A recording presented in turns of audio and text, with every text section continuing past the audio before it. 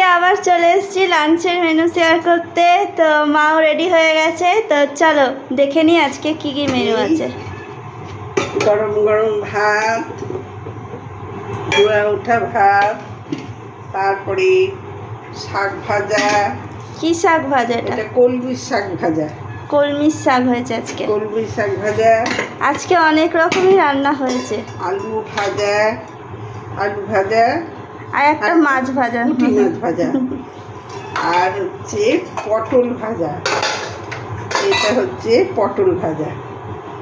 আমাদের মোটামুটি আলু ভাজা, পটল ভাজা এসব থাকেই। পটল ভাজা, এটা কালকের বাসির একটু তরকারি ছিল, সেই তরকারিটা গরম করে রেখেছি, আজকে হয়ে যাবে। এটার কালকের ছিল। ডালও বাসি ছিল কালকে, অল্পই আছে, ও খাওয়া হয়ে যাবে আজকে। আর হচ্ছে মাছের ঝোল। এটা আলু দিয়ে করেছো?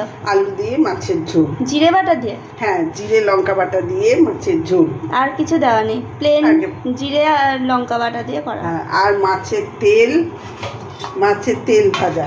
পেঁয়াজ দিয়ে ফেলছো? হ্যাঁ, পেঁয়াজ আর কাঁচা লঙ্কা দিয়ে মাছের তেল ভাজা।